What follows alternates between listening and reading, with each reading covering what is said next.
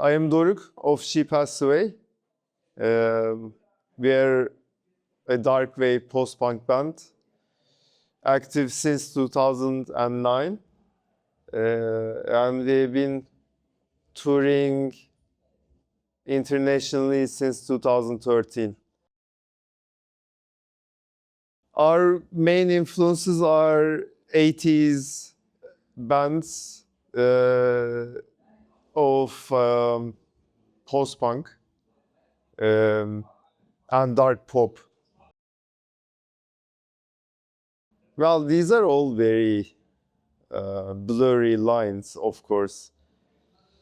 But we call it, you could also say it's dark pop because in the 80s, post-punk was a radio music. It was a chart, a top of the pops music, at least for a few years. And then you can call it dark pop. Even Depeche Mode, like the most pop of all of these, has some songs that have dark feelings and dark sounds in it, as well as Bauhaus and all the rest, you know. Well, Volkan and I are born 76 and 77. So as kids, we were not a child of the era. However, we're more of like late 80s kids. You know, yes, recognizing music comes with teenage era. So we were, yes, of course, all these pop stars of the late 80s, they were present and there. However, we were both into more alternative stuff, which was back then heavy metal, basically. So we were both metalheads in middle school. And what's more interesting from our perspective is Turkey was cut from the outside world until like the year 86, because there was a military coup and like many things weren't allowed until when they placed a prime minister, army selected prime minister to power in the year 86. And of course it's all American influence and strategy, but he chose neoliberal politics. He allowed import, export.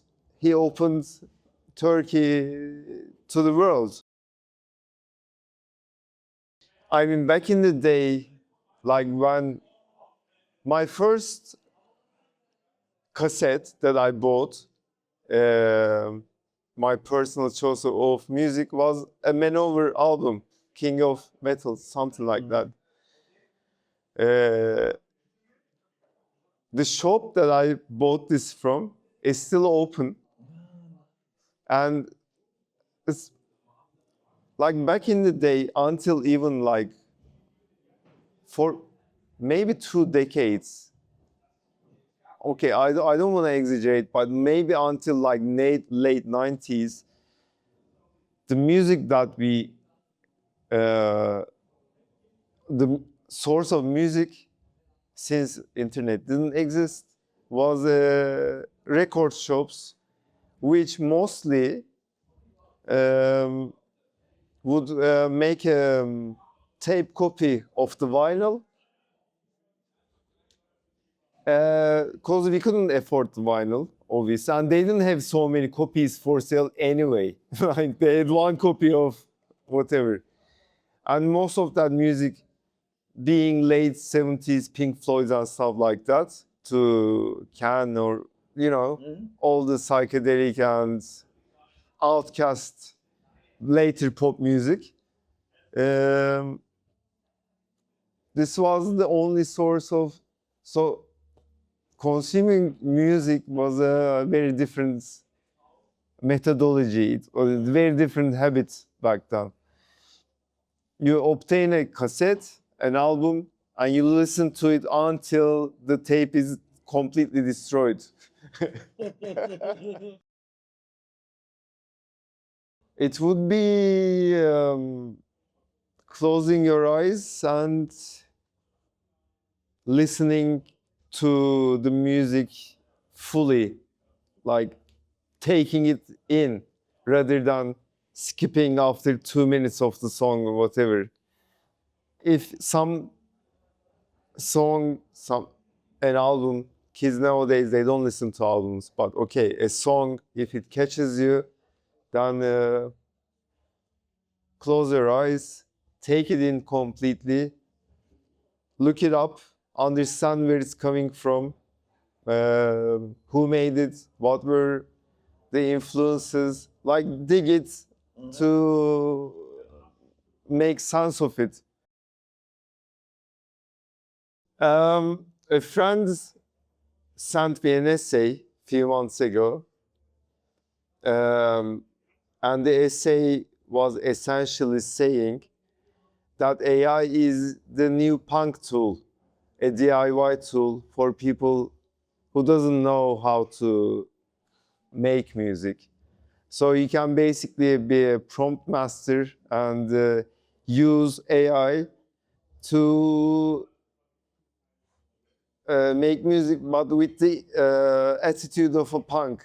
Not knowing so much music, but doing the best with whatever you have. So I don't believe that it's going to kill the creativity and the musicality, but for sure it will open a new page.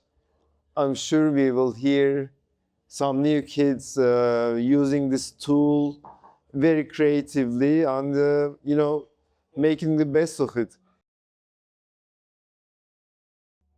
I mean, I'm nearly 50 years old now and I've seen so many shows, so it's hard to say. But because it is a recent memory, I saw Gojira, the metal band, like a month ago in Istanbul. Mind blowing. I loved it.